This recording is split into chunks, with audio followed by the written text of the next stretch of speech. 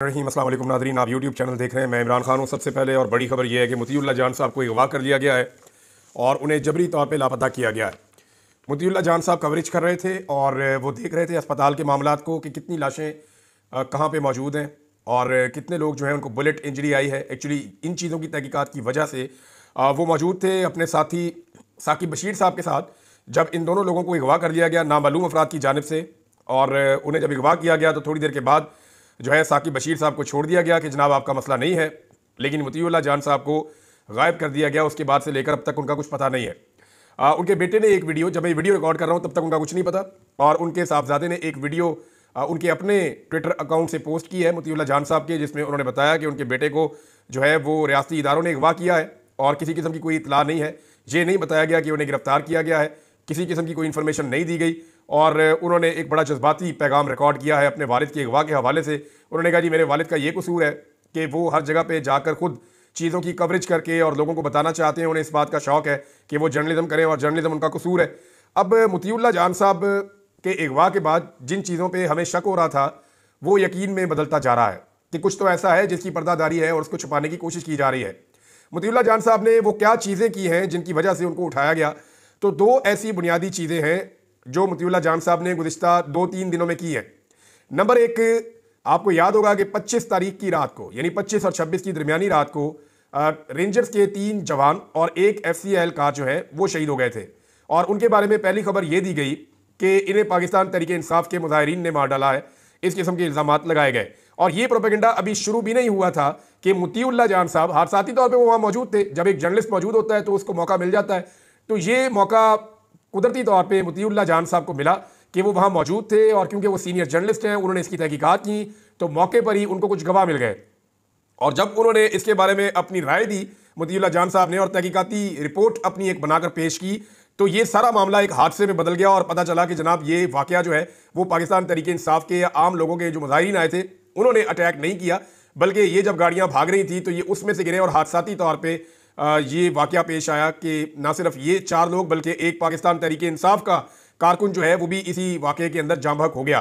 बाद में मोतीउल्लाह जान साहब ने जो रिपोर्टिंग की उस पर पूरा का पूरा जो प्रोपेगेंडा खड़ा किया गया था पाकिस्तान तहरीक इंसाफ के खिलाफ, वो प्रोपेगेंडा जो है वो फारिग हो गया।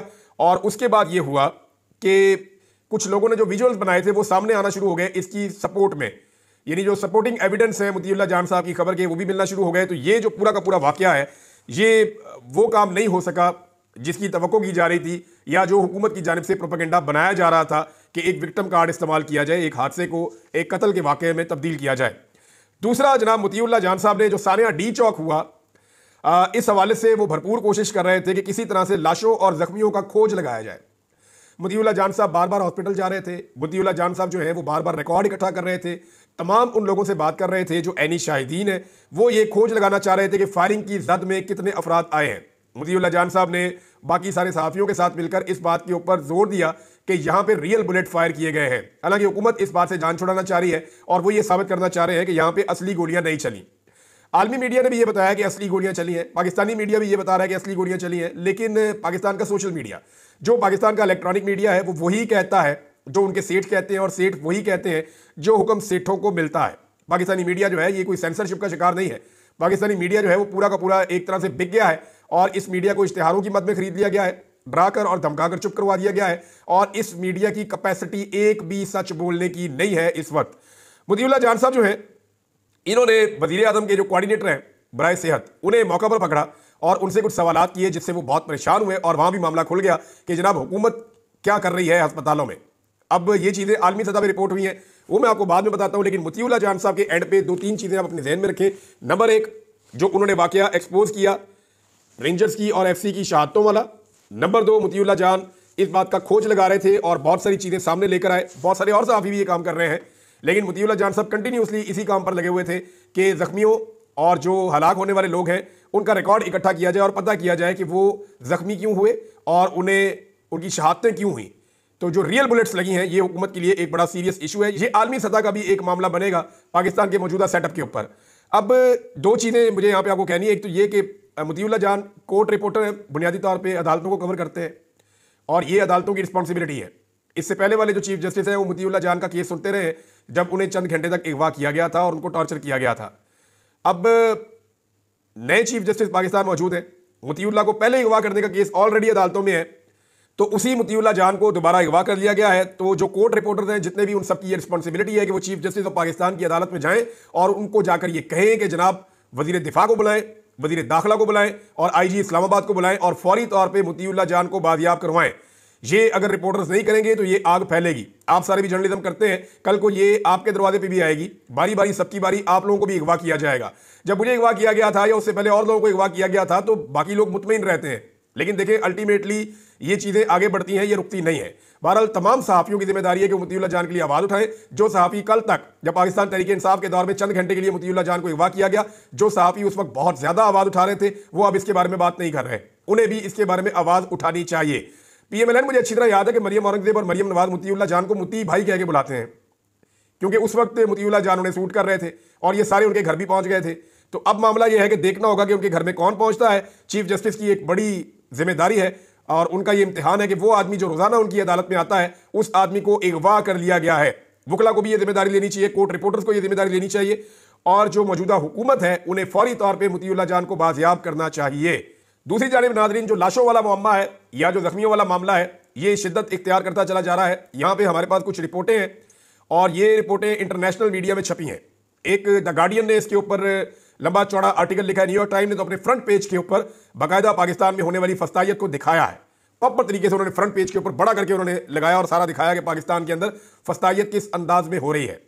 बहरहाल जो गार्डियन है उन्होंने एमरजेंसी में जो काम करने वाले डॉक्टर हैं उनसे रब्ता किया है और डॉक्टर के मुताबिक उसने 40, अकेले डॉक्टर ने, बाकी डॉक्टर की बात नहीं हो रही, उस डॉक्टर ने 40 से ज्यादा जख्मियों का इलाज किया है और इनमें से अक्सर लोगों को गोलियां मारी गई थी, कई लोगों को गोलियां मारी गई थी।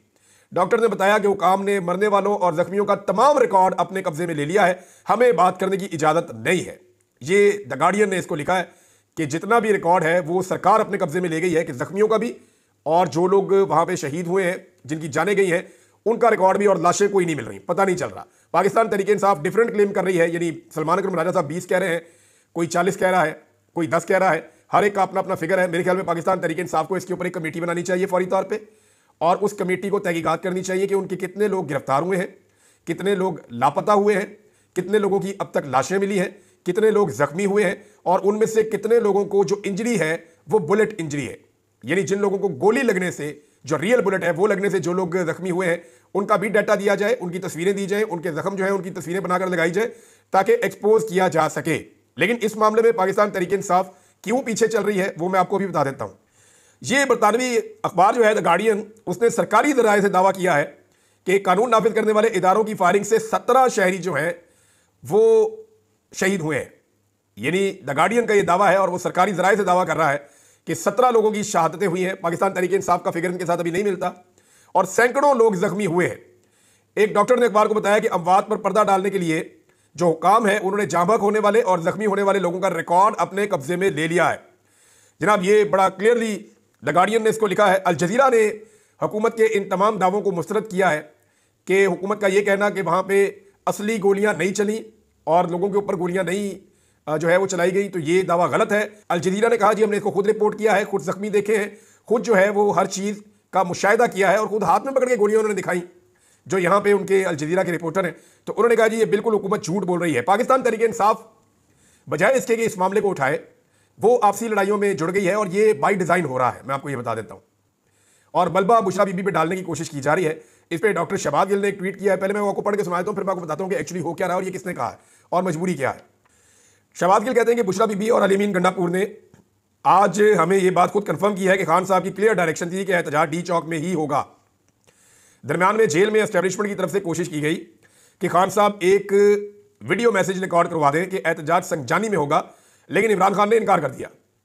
इसलिए बैरिस्टर सैफ गलत बयानी कर रहे थे कि खान साहब ने संगजानी पर रजामंद हो गए थे और ये बुशरा बीबी ने डी चौक की जिद की और खान साहब की बात नहीं मानी। ये बात झूठ है। बुशरा बीबी ने वही किया जो इमरान खान ने कहा था। बैरिस्टर सैफ ने गलत बयानी टीवी पर बैठकर की है। हमें भी यही गलत बात पॉलिटिकल कमेटी में बताई गई और लगातार ये कहा जाता रहा कि डी चौक जाने का फैसला बुशरा बीबी का था और गलत था। ये सारी गलत बयानी बुशरा बीबी पर मलबा डालने की कोशिश है। ये चीज क्लियर हुई कि बैरिस्टर सैफ उन्हीं का आदमी है जिनका आदमी फैसल वाडा है जिनका आदमी मोहसिन नकवी है। जैसे शहबाज शरीफ की कैबिनेट में मोहसिन नकवी है जो शहबाज शरीफ से ज्यादा ताकतवर है, ऐसे ही अली अमीन की कैबिनेट में बैरिस्टर सैफ है जो अली अमीन से ज्यादा ताकतवर है। अब कहने में क्या हर्ज है। अच्छा, दूसरा जी, बुशरा बीबी ने हमें यह बताया कि वो डी चौक से किसी कीमत भी नहीं जाना चाहती थी। उन्होंने रुकने की पूरी कोशिश की, जहां तक कि दरवाजा खोलकर चलती गाड़ी से भी उन्होंने निकलने की कोशिश की, और यह बात अब दूसरे सोर्सेज से भी कंफर्म हुई है। बुशरा बीबी पर सारा मलबा एक साजिश थी और असल में कत्लेआम करने वालों के चेहरे छुपाने की कोशिश। बुशरा बीबी ने वही किया जो इमरान खान ने इनको और पार्टी को ताकीद की।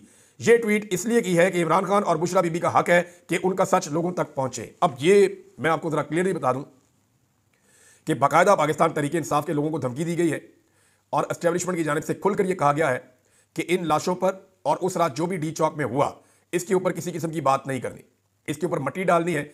और उसके लिए जो तरीकाकार बनाया गया है वो ये है कि टॉक शोज के अंदर सिर्फ पाकिस्तान तरीके इंसाफ के जो इख्तलाफात हैं, जो जाती उनके इख्तलाफात बन रहे हैं, उन पे और कुछ पॉलिटिकल इशूज पे बात की जाएगी। टॉक शोज के अंदर उस रात क्या हुआ उस पर बात नहीं की जाएगी।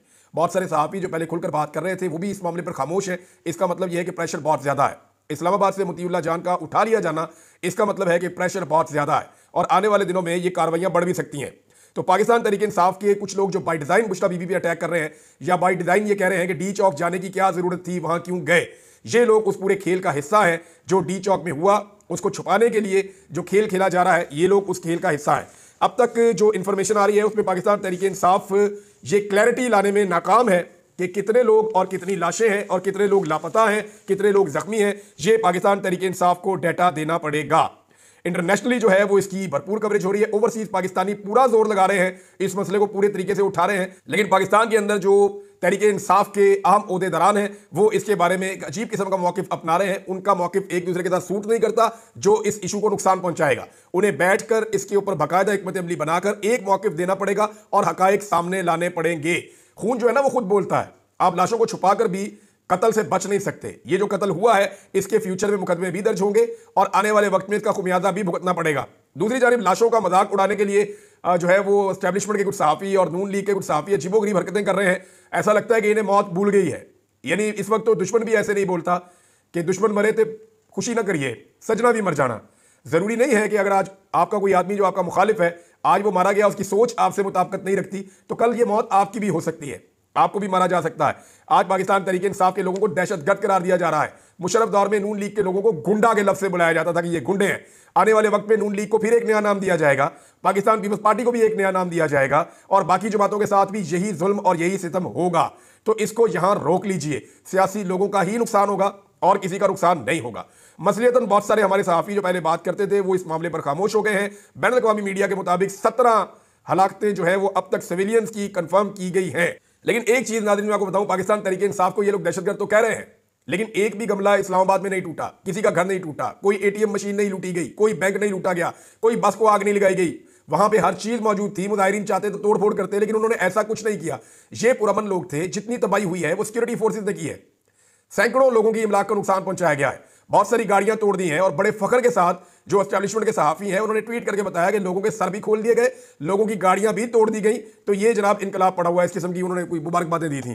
तो अब आप अंदाजा कीजिए कि इस लेवल पे जाकर रियासत ने लोगों के साथ किया है। यहां लोगों ने जिम्मेदारी का मुजाहरा किया, जबकि रियासत ने जुल्म, तशद्दुद और अनारकी फैलाने वाले तमाम हथकंडे जो हैं वो अपनाए हैं। इमरान खान साहब के हवाले से एक चीज़ मैं मादी की आपके सामने रखना चाहता हूँ। इसे आप देखिए, आपको आइडिया हो जाएगा कि 5 साल पहले जब नवंबर के महीने में ही इस्लामाबाद में लॉन्ग मार्च वाले आए हुए थे और आकर बैठे हुए थे, तो इमरान खान साहब ने एक ट्वीट किया था और उन्होंने बताया था कि मैंने सीडीए के चेयरमैन को अभी हदायत जारी की हैं कि वो फौरी तौर पे धरने वाली साइड पे जाए जहाँ पे मुजाहिरीन बैठे हुए हैं और जाकर देखे कि उन्हें किस तरह की मदद चाहिए और उनको रिलीफ दी जाए, उनको मदद दी जाए। जो धरने के अंदर लोग बैठे हुए हैं उनका ख्याल रखा जाए। वो इसलिए कि मौसम बहुत तेज़ी से तब्दील हो रहा है, कुछ बारिश भी हुई थी गालिबन और उसके बाद जो है वो सर्दी की लहर आई थी। 5 साल पहले तो इमरान खान साहब जो लोग धरना उनके दौर में दे रहे थे उनका किस तरह ख्याल रख रहे थे। ये फ़र्क है इमरान खान में। इमरान खान 2014 में जब एहतजाज करने आए तो बदतरीन टॉर्चर और तशद्दुद किया गया था। इसके बाद इमरान खान साहब के दौर में जितने भी लोग एहतजाज करने इस्लामाबाद आए उन्होंने वेलकम किया, उन्होंने ख्याल रखा, उन्होंने सहूलियात फराहम की। और आज इमरान खान साहब के लोग चंद घंटे के लिए सिर्फ डी चौक पे थे, तो जो रियासत ने ब्रूटैलिटी की है उसका कोई अंदाजा भी नहीं लगा सकता। अभी जो लोग अंदाजा लगाने की कोशिश कर रहे हैं उन्हें मुतीउल्लाह जान की तरह अगवा और गायब किया जा रहा है। पिम्स और पॉलीक्लिनिक अस्पताल के अंदर से अभी तक कोई डाटा नहीं आया। सरकार ने वहां से डाटा गायब कर दिया है, अपने कब्जे में ले लिया है, कुछ पता नहीं चल रहा। सिर्फ पाकिस्तान तहरीक इंसाफ की क़यादत है जो इस वक्त रिकॉर्ड इकट्ठा कर सकती है और बता सकती है कि कितने लोग शहीद हुए, कितने लोग लापता हुए और कितने लोगों के पास गोली से लगने वाला जख्म है, ताकि एक्सपोज किया जाए कि हुकूमत ने जो कुछ भी किया उस रात को, उसे पूरी दुनिया में एक्सपोज किया जाए। नाज़रीन, इस वीलॉग को यहां पे रोकते हैं, कुछ चीजें और आपके साथ शेयर करूंगा मैं अगले वीलॉग में। इंफॉर्मेशन लगातार आ रही है, अब तक के लिए इतनी, अपना ख्याल रखिएगा, अपने इस चैनल का भी अल्लाह हाफ़िज़।